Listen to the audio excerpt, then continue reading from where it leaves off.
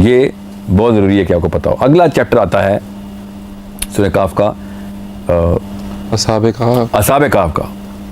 This is where the story really becomes interesting.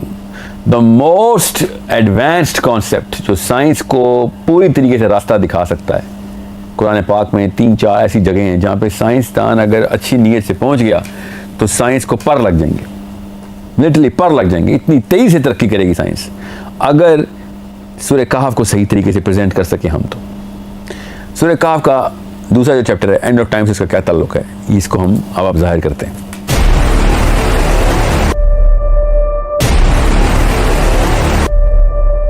अब आते हैं हम असहाबे कहफ की तरफ। असहाबे कहफ is the most interesting, most advance concept जो कि इंसानों को अल्लाह ताला ने यहाँ पर दिया। इससे पहले कि हम असहाबे कहफ की तरफ आएँ, उस हदीस की तरफ चलें कि जब दज्जाल का वक्त आए तो पहाड़ों का रुख करो। ठीक है, और समझें इस बात को। पहली वही कहाँ पे आई? पहली वही गारे हीरा में आई, पहाड़ पे आई, याद रखिएगा। आखिरी वही कहाँ पे आनी है? कहाँ पे आनी है जी, ये गौर से समझने वाली बात है। आखिरी वही आनी है हज़रत ईसा को, और आखिरी वही जो हमें पता है, और वो कोह तूर पे आनी है। ठीक है, कोह तूर क्या है? पहाड़ है। हज़रत मूसा पहाड़।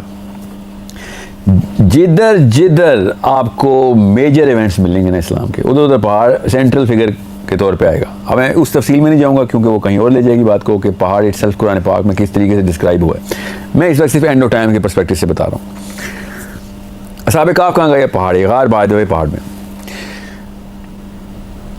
इन्होंने भी पहाड़ का ही रुख किया हुआ है अपने दौर के उस टायरेंट के खिलाफ कि जो ज़बरदस्ती कर रहा है इनके ऊपर। तो इस पर्सपेक्टिव से दज्जाल के ऊपर इसकी रेलेवेंस बहुत स्ट्रेट सरफ बनती है। मगर ये काफ़ी नहीं है, ये काफ़ी नहीं, क्योंकि असहाबे कहफ ने जो प्रॉब्लम्स को डील किया और नहीं कर सके और निकल लिए उधर से, भागे हुए थे वो। नबी इस्लाम ने भी कहा है कि दज्जाल से लड़ नहीं सकते तुम, दज्जाल से कोई इंसान नहीं लड़ता सिवाय इसके कि वो नबी हो। और चूंकि इसने आना था, अल्लाह ताला ने इसलिए ईसा इब्न, ये हदीस नहीं सुना रहा हूँ, ये मैं आपको अपनी राय बता रहा हूँ कि ईसा को आसमान पे उठाना असल में एंड ऑफ टाइम्स की कड़ी है। बनी इसराइल जो भी करना चाह रहा था, जो भी वजूहात थी इसकी, उसमें भी दज्जाल के बहुत बड़े अनासर लगते हैं। मगर ये प्लान तो साफ जाहिर हो गया है। यहाँ तक कि जो ईसा के आने के ऊपर इनकारी है ना, मुसलमान ही सही, वो दज्जाल के इनकारी नहीं हो सकते, और समझे। और अगर दज्जाल के इनकारी नहीं हो सकते, चूंकि हदीस इतनी तादाद में दज्जाल की, तो जो भी बंदा जिस मर्जी फिलासफर मुफक्कर स्कॉलर को सुनता हो और वो कहता हो कि नहीं ये ईसा का कुरान से साबित करें कि वो वापस आएंगे, हदीस से सब हदीस तो ज़ईफ़ हैं जो भी मिल रहे हैं, तो दज्जाल के ऊपर की हदीसें ज़ईफ़ करके दिखा दो, तादाद कम करके दिखा दो। दज्जाल के ऊपर फिर भी मानना पड़ेगा। कहाँ यार, इतना बड़ा, इतना ज़्यादा टैक्स दज्जाल का, इस बारे में वो इनकारी नहीं हो सकते। और उस चूँकि टैक्स से इनकारी नहीं हो सकते, तो इसलिए उनको वो वाला टेक्स्ट रैशनली कबूल करना पड़ जाता है। और मोस्टली वो इसके खिलाफ ही है, मगर उसके खिलाफ जलगार कर नहीं सकते। उस टेक्स्ट में एक सेंट्रल जो हदीस है वो ये है, जिसका कोई इनकार नहीं कर सकता कि दज्जाल को आम बंदा मार ही नहीं सकता, नबी मारेगा। अब दज्जाल अगर आना है, जिसकी इतनी तादाद में हदीसें हैं, तो फिर उसको मारना भी तो ज़रूरी है ना। तो मारने का फार्मूला भी तो हमें पता है कि तो नबी ने मारना है। इसका मतलब है कि दज्जाल खुद इन्वाइट कर रहा है इन्हीं लोगों को, मुसलमानों को जो इस वक्त जिंदा हैं, जो ये प्रोग्राम देखेंगे, कि अगर दज्जाल को आप नहीं इनकार कर सकते तो ईसा के वापस आना ज़रूरी हो गया आपके लिए। दज्जाल खुद इन्वाइट कर रहा है इसे, अपनी मरियम को।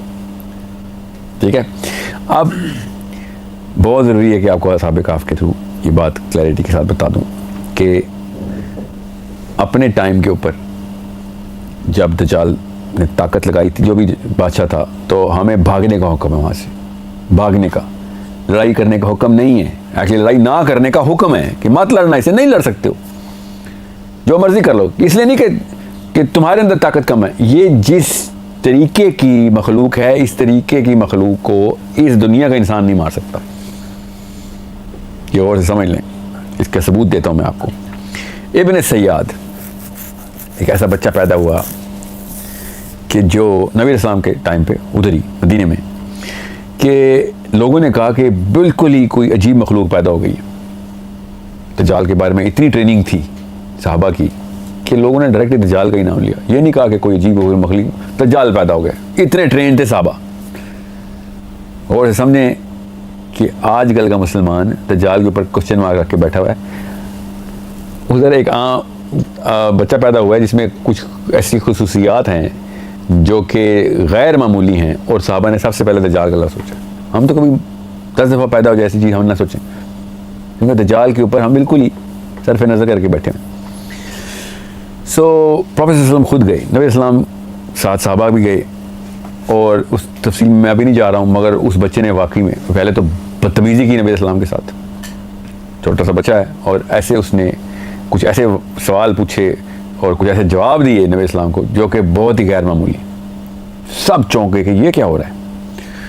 यहाँ तक कि जब उसने बदतमीज़ी की नबी इस्लाम से, तो उमर ख़त्ताब रज़ियल्लाहु अन्हु ने उसी वक्त नबी इस्लाम से इजाज़त मांगी कि बस या रसूलल्लाह, मेरे से नहीं बर्दाश्त हो रहा है, मुझे इजाज़त दें बस, और मैं इस बच्चे को अभी दीदी कत्ल करूँ, ये तो बहुत बड़ी तबाही मचाएगा।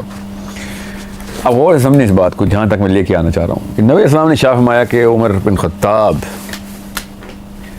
अगर ये दज्जाल हुआ ना तो ये नहीं, तू नहीं मार सकता इसको, और अगर ये ना हुआ तो तू एक ऐसे बच्चे की जान ले लेगा जिसने वो ये काम नहीं किया जिसमें कत्ल बनता हो इसका भी। ठीक है, नुक्ता क्या है यहाँ पे समझने वाला।